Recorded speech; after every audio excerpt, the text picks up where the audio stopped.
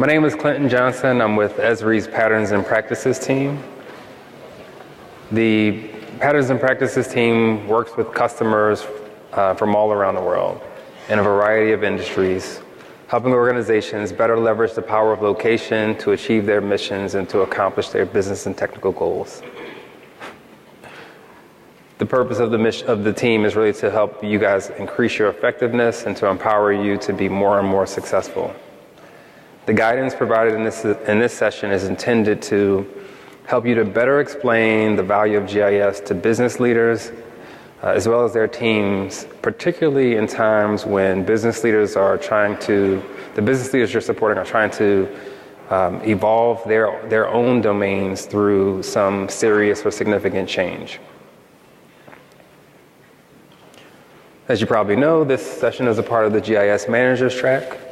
The Managers Track is designed to help leaders like yourselves grow in your success in the use of technology, particularly ArcGIS, by more wholly embracing the business aspects of your roles. So as a leader, whether you're the director of Enterprise GIS, a GIS manager, or just that super talented GIS techie who can analyze or build just about anything with just about any data set, providing the right solution to meet the needs of the business teams that you support can be hard. Sometimes you might feel you have the right solution, but you can't seem to get the buy-in and the support you need from business leaders, particularly even those leaders that need the solution. Sometimes you feel like you try everything you could to get help from people and to help them to see just how close you might be to solve their problem. And all you need is just a bit more support to cross the finish line. And there might be times when you yourself struggle to understand how anything that you could possibly design or build could help those leaders address the challenges they're facing. Maybe because the challenge that they're facing seems too big or somehow just outside of the scope or the reach of GIS. Those latter situations seem to happen when the stakes are really high. Either there are human lives in the balance or a lot of money to be made or lost. For just so many reasons, providing that right solution to meet the needs of the business teams you support can just be hard. These three elements, business language, business value, and business story, these elements seem to be key to identifying and presenting the right solutions and getting buy-in. Before going into each element, a few things need to be made clear. There's no particular order. There's no one element that seems to consistently need to come before the other in order for you to be successful. There's no particular priority. No one element is consistently more important than another in helping you successfully communicate the value of GIS. In fact, as you notice, there'll be some overlap between them all. Starting with business language. Now, you might all speak the same languages within the organizations that you work with, but language can still be a barrier. In GIS and in tech, you sometimes speak different dialects of the languages that you communicate with at work. You might not always realize when it happens, but it does. Sometimes more often than your internal customers might like. Your internal customers being the business teams and the departments that you support. And when it does happen, you can quickly lose audiences unfamiliar with the GIS, tech, data analysis dialect that you might be speaking in. The really interesting thing is the business leaders that you support, well, they often speak a few different languages, a few different dialects themselves. They might speak in terms that are relevant to the disciplines and the specialties employed in the areas that they govern. And they may just speak in general terms relevant to business leadership. You might increase your success in explaining the value of GIS to the business leaders that you support if you can learn their lingo. Learn the dialects related to the business disciplines key to your organizations. Learn the dialects related to business leadership. This particular discussion will focus on a language of business motivation. GIS value is just not always easily translated into business value. Business leaders will not always understand how GIS solutions apply to their business needs. Business leaders will not always be able to imagine how a dynamic and creative GIS solution can translate into business value and help them accomplish their goals. Likewise, GIS leaders might not always understand how GIS can be used to generate business value or change business outcomes. Perhaps most of the time, but maybe not always. It makes perfect sense that businesses make every effort to focus first on those capabilities and those solutions that clearly generate business value.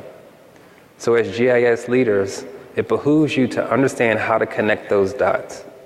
Connect the dots between GIS capabilities that you can deliver and that you do deliver on a day-to-day basis, between those capabilities and the business value that must be generated by your organizations. Moving on to business story. On a daily basis, people in your organizations begin work and set out to complete the task before them, as do the constituents and the customers your organizations deliver business services and products to. Along the way, these people face obstacles that they must overcome, and hopefully, they are each able to achieve some kind of success at the end of the day. These day-to-day efforts to accomplish tasks and achieve success, well, these experiences are like stories. They are the business stories of your organization. Your GIS teams can and do provide solutions that help make it easier, and in some cases possible at all, for people in your organizations and the customers that you support to complete their tasks. As GIS leaders, the less you understand about these stories, the less you're going to be able to determine when and where to empower your organization's customers, staff, and managers with the information and the tools they need to succeed. As GIS leaders, you have a unique opportunity to empower the protagonists in those many stories with the data, the maps, the apps, all the tools they need to and can use to overcome. So, the people leading and executing in the organizations that you support do not always speak GIS or IT or data management or data analysis, and that's okay. Also, the implicit value of GIS doesn't always translate easily into explicit business value. That's also okay, because the people leading and executing in the organizations that you support, well, they're busy saving the day in big and small ways. They have a need to stay focused on their business stories. Fortunately for them, they have you. GIS leaders like yourselves and your teams are there to help. Your GIS teams can become conversational or even fluent in the dialects of business.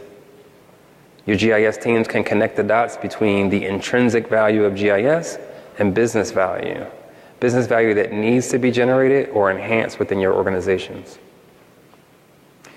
Your GIS teams can find the best opportunities within the day-to-day stories of your organization's many heroes and their customers to empower them to save the day.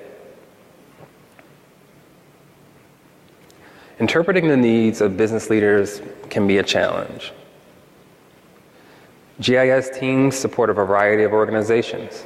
If you're lucky, you only have one organization to deal with on a regular basis. And if you're really lucky, you might have to deal with several. In each of these various types of organizations, the business leaders you support often speak a few different dialects. They might speak in terms relevant to the disciplines and specialties employed in the areas they govern, like inspections, forensics, or transportation. And they might speak in terms relevant to just pure business leadership.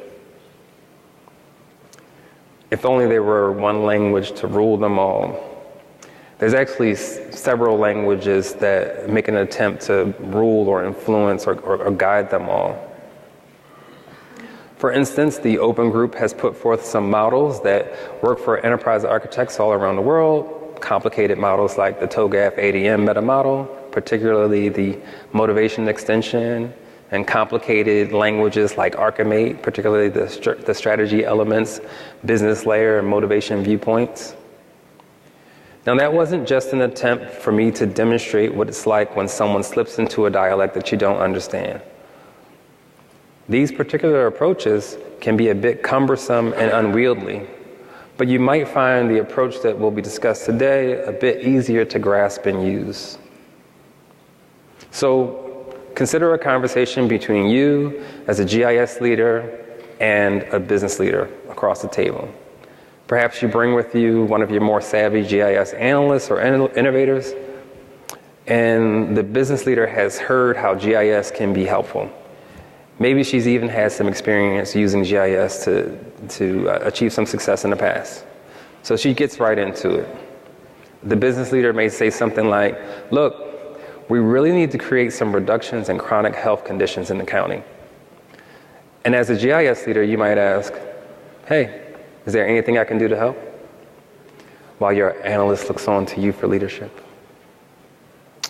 The idea of reducing chronic health conditions can seem like a pretty daunting challenge. It might even leave you uncertain as to specifically what you could do to help. The reality is, some leaders on both sides of the table are uncertain as to how GIS could possibly help in situations as weighty as this. Whether the challenge is about protecting human life or significantly impacting revenue, it can seem like a job just a bit too big for GIS, or simply just outside of the scope of GIS, perhaps with the exception of making the occasional map on demand or doing so for business teams after they have already reduced chronic health conditions. But perhaps as a GIS leader, you're feeling a bit more confident in your GIS, particularly in the service offerings that you provide. And maybe you say something like, well, we have some maps and some apps that we can make available. Or we can even make some maps and apps specifically for you and your teams. Something like this might pique the interest of your counterpart. But she may not exactly be clear on how maps and apps can help. So perhaps you go on to say something like, well, we can generate online maps for your internal and external users. Or as a GIS leader, you might sometimes find that you too are uncertain as to just how exactly and where exactly a map or an app can help in a situation so weighty. Fortunately, there's that one language. This approach reveals the implicit relationships between the things that motivate business teams to change or to maintain, the motivation, those things that consequently must change, business services, so business services, products, services, the things that your organizations deliver, and the way that organizations understand where things stand and how they consider where things might be, assessments. Understanding this, you can become an even more active participant in business discussions. You can become even more active and effective at identifying the right solutions. And you can become even more effective at helping to keep business teams and their leaders informed about the things that matter.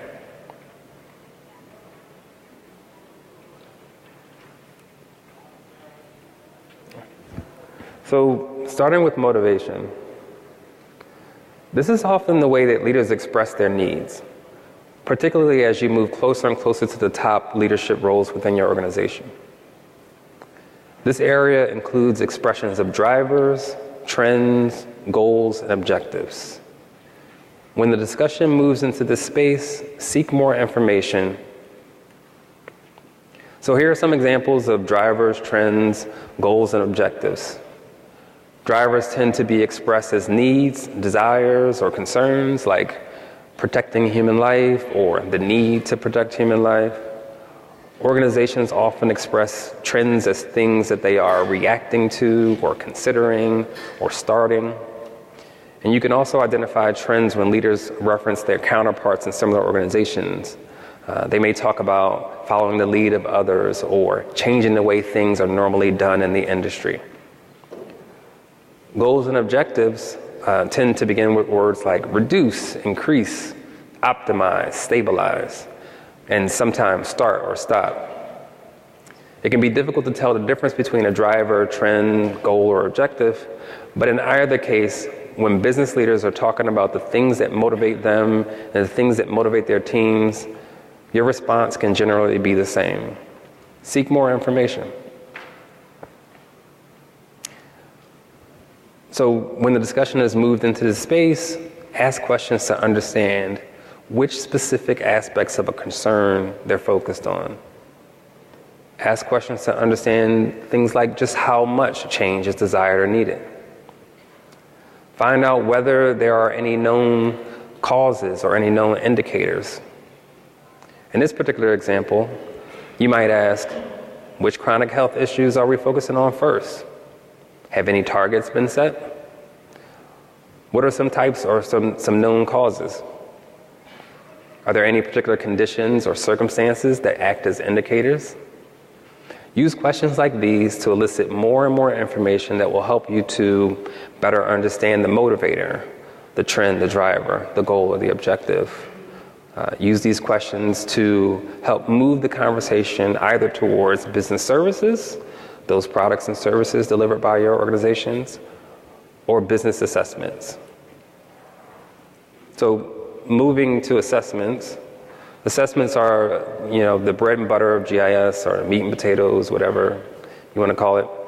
Assessments help to describe the impact of motivation on things like the performance of processes, of the performance of capabilities and related business activities. They help you to understand the outcomes that can and do result from executing on motivation. Assessments help you to focus on the customers and the environments that are impacted by the things that your organizations do in terms of delivering services. So respond to discussion in the assessment area by exploring ways to analyze the impact of the motivation, ways to analyze the current state of things, and ways to analyze the future or desired state of things. So when this business leader shares that there have been an increase in cases of diabetes or that obesity rates are rising, these assessments that she's talking about probably come from somewhere.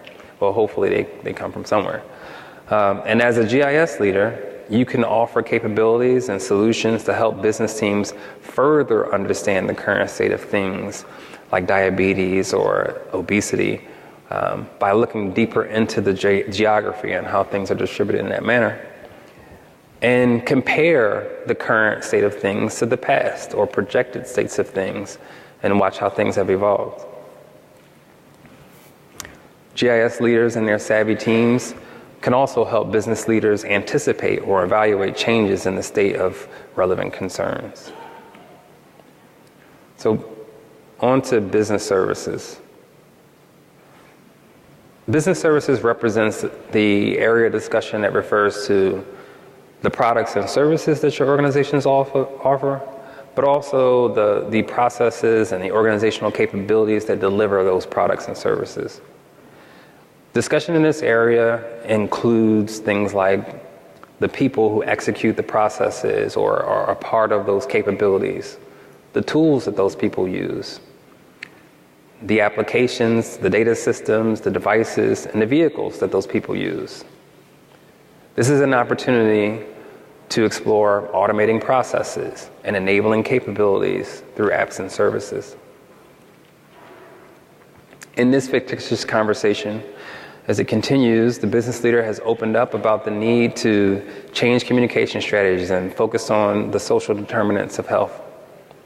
So as the GIS leader, you might begin talking about ways to enable new strategies using automated tools or inform decision makers with dashboards and apps to access relevant data.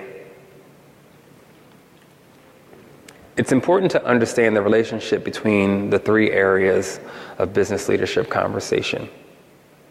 So, motivation requires assessment. Leaders benefit from understanding where they are before moving forward. And leaders like to explore what can or should be. Motivation also impacts business services. The things that motivate leaders will impact the business services, those products and services that your organizations provide. Your organization's leaders are also responsible for motivating change and ensuring stability in those services. Business services themselves improve through assessment.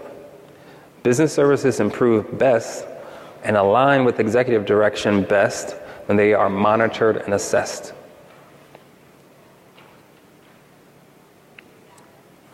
These two areas, business services, assessments, these are where GIS delivers value more clearly, and I'm sure you all understand that. GIS delivers value by enabling and automating business services. Apps and services automate business activities, deliver information and insight to leaders, to staff, to customers, when and where they need it. GIS also delivers value by enabling and performing assessments. This again is the bread and butter, or the meat and potatoes, or the heart and soul of GIS. GIS empowers organizations with the ability to analyze and to visualize their assets, their activities, the things they're concerned with, the outcomes, as well as to create awareness and to provide insight. So describing how GIS delivers business value just isn't always easy. Technology can be pretty amazing. Technology can do incredible things. But when you think about it, how does a collection of these lead to this? Likewise, maps can help people do amazing things. But how does a collection of maps and apps help to prevent situations like this? Tech value is just not the same as GIS value. Microchips are valuable in terms which, because they can enable huge amounts of calculations and processing, but your business leaders don't often leverage the capabilities that you deliver because of the microchips involved. They've come to somehow understand how the capabilities that you deliver can impact or improve or stabilize the business activities that they govern. Putting it simply, business leaders will not always be able to imagine how tech value or GIS value, for that matter, can translate into business value. But it isn't just the business leaders that struggle with that. Tech and GIS leaders also might not always understand how tech value can lead to the generation of business value. The terms you use to describe a solution can make it more or less challenging for business teams to understand the value of the solution. You might be very comfortable using GIS terms or tech terms or data analyst terms, so comfortable that you may not realize when you're doing it. And it can't really help much either that some of these terms sort of overlap between business and technology, right? So analysis, data, and maps, automate, these are some terms that business leaders understand, but what does it really mean to manage your data spatio-temporally or analyze it that way? The concepts behind those GIS and tech terms, the ones that you use regularly, they contribute to and therefore are related to terms that describe business value. You should try to find and use those business terms that relate to those tech terms you might otherwise be using to describe your solutions. Likewise, the ways that you might describe what a solution or GIS capability accomplishes might sound impressive from a tech perspective, but many business leaders cannot easily translate how those tech terms, those tech-centric descriptions, translate into business accomplishments. So when you're talking about the volumes of data or the models executed, or even that you've reduced downtime. Sometimes it can be difficult for people to understand, well, how does that really impact our customers? Or does it really decrease our costs at all? How does it impact the bottom line? The true outcomes of GIS and tech capabilities contribute to, and therefore, have I not, Jim? Anyway, sorry. So where before you might just talk to your business leader about enabling, informing, and automating with maps and apps, and where before your savvy GIS techie might have talked about finding geospatial patterns and areas of concentration, you could enhance your messaging with something more like describing how you could enable business teams to find the best locations to deploy their resources. A message that, though only slightly different from the first two statements, avoids techie terms that sometimes distract or confuse your audience.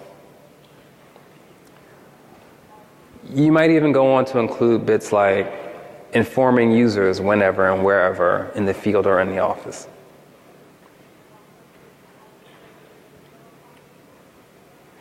Another key aspect of communicating the business value of GIS is in how you assess the performance or the impact of your geospatial capabilities. GIS teams and tech teams often focus on the impact of usage of the technology platforms themselves. And as GIS leaders, it's good to understand the impact on the technology platforms that you govern. However, business leaders are more interested in the impact on business outcomes. So think of describing your solutions and your capabilities as if you're providing a business dashboard to help your business leaders make a business decision. A decision like whether or not to provide support or not provide support for the solutions that you want to implement. Business dashboards are focused on business activities and revenue or cost, risks to people or assets. So you might go on to ask about priorities. There will certainly be many things that you can do, many data sets you can create or manage, many apps that you can design and build, but you'll want to make sure that you're focusing your likely constrained resources on your business leaders' priorities. Project prioritization is a process-focused best practice described in the Architecting the ArcGIS Platform Best Practices document, guiding you to maximize success in implementing the ArcGIS platform by prioritizing projects, and to do so in a manner that balances business benefits with challenges associated with implementing the projects that you might be considering. Project prioritization drives value creation through your technology investments. Project prioritization helps you to create greater success from your platform implementation. So if you want more information about that, I would take a look at that best practices document. So finding the best times to add GIS to your user stories to create better outcomes for them as they face their challenges is, again, not always easy. GIS professionals and technologists often talk in terms of users and data and apps. But the organizations that you support are a bit more unique than that. And it helps to think and speak about their needs in a bit less generically. Thinking at a deeper level than users, data, and apps helps keep you more in touch with your organization's more specific needs. Communicating at a deeper level than users, apps, and data also demonstrates that you have an understanding of your business team's actual needs and helps to avoid the sort of mental drift that audiences might experience when terms seem to be a bit too technical or a bit too generic. So you might want to talk and to think about things in terms of the needs of business teams, right? And how your solutions will impact their needs. So when you think about people in your organizations as generic users or even some limited classification of user types, you will likely consider solutions along similar generic terms. Many business leaders will just check out mentally when conversations become just too generalized.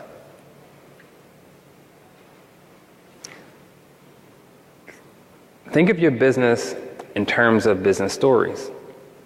The stories of the everyday people in your organizations as they strive daily to complete their work. The stories of everyday people in partnership with your organizations as they work hand in hand with business leaders and business teams to support your constituents and customers. The stories of everyday people seeking to acquire and leverage your organization's products and services. Business stories are focused on those activities and can be cast into a number of forms. Two forms in particular are processes and use cases.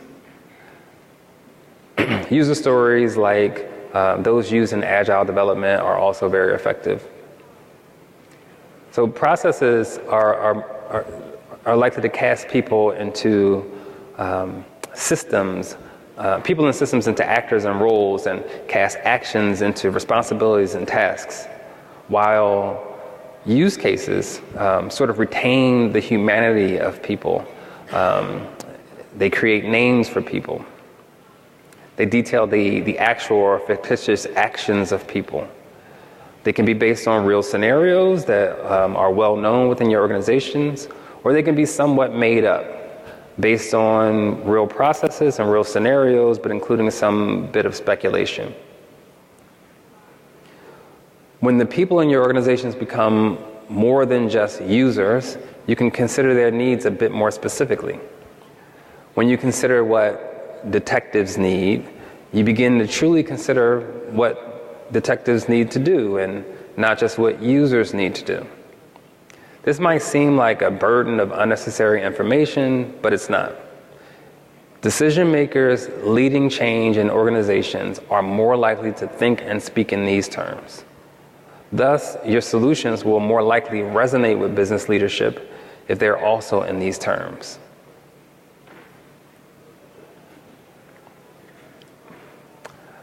You might even be more effective when you're able to consider a real or fictitious experience. Consider a real-world example with actual people in your organization or its customers, or a fictitious example, like what did Detective Maxwell need to do after that particular shooting? You might recall, or you may have been told that he needed to track down the shooter and known associates. Suddenly, you're considering a real-world situation with real people, encouraging you to tap into your creativity and empathy. This seems to make it easier to consider actual needs and to come up with better solutions to arm Detective Maxwell and other detectives with the tools they need to win the day. Yes, this can possibly further complicate your already complicated work life.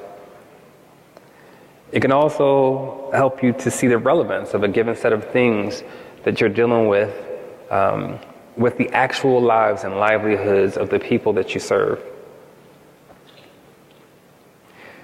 So there are multiple ways that you can learn about these stories. You can perform business analysis. This takes time, but can help you to understand processes really well. You can do research. Researching organizations that are similar to your own can help you to learn about processes that might be similar to your own. There are also several groups that build process models to help classify the activities of organizations in different industries, and that kind of information is useful. You can engage with your organization, right? You can, of course, engage with the business teams that you support, which might be the best way to learn about these use cases, particularly the real, or even some of the fictitious stories that they use to drive their own business activities. So where were we? So you let your counterpart know that your team could provide some solutions that would enable her teams to find the best locations to deploy their resources. Let's see how this can evolve using business stories based on processes.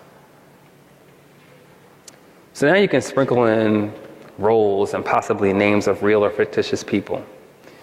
You can tell your counterpart that the health program managers will be able to find the best locations to deploy their health services.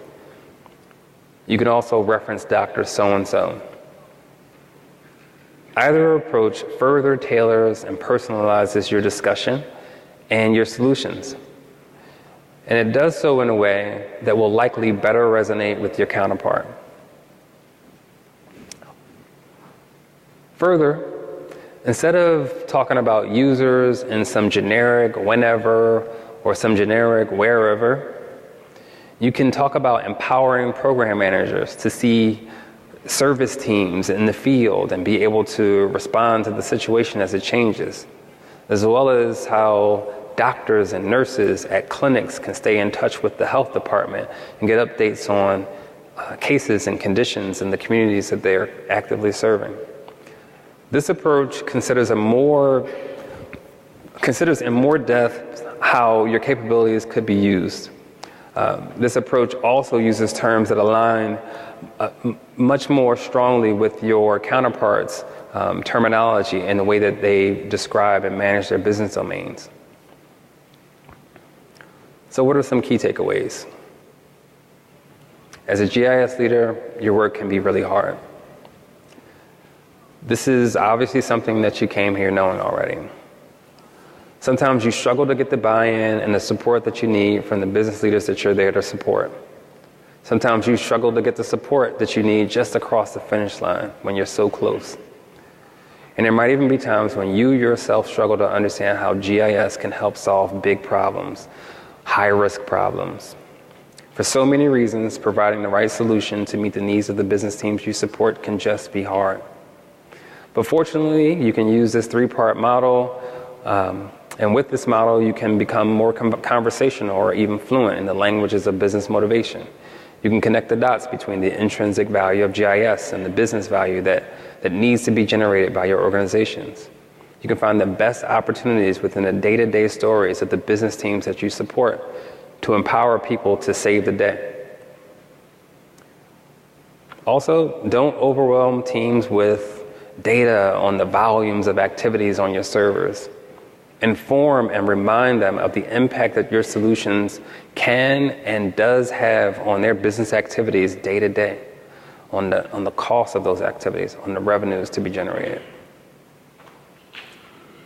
Get to know the real and fictitious people who are saving the day within your organization, in partnership with your organization, and the people leveraging your products and services of the products and services of your organizations, and arm them with the tools that they need to succeed. Again, there are multiple ways that you can learn about those stories.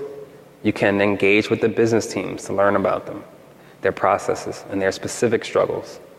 You can research other organizations, taking advantage of work already done to classify or standardize the processes in the industries that you support. You can do some detailed business analysis work so that you can get a more in-depth understanding of the processes at your specific organizations. All of this will help you in conversations like these to achieve success. Please excuse the limits of my Photoshop skills. So that concludes the presentation part of the presentation. The floor is now open. Does anyone have any questions?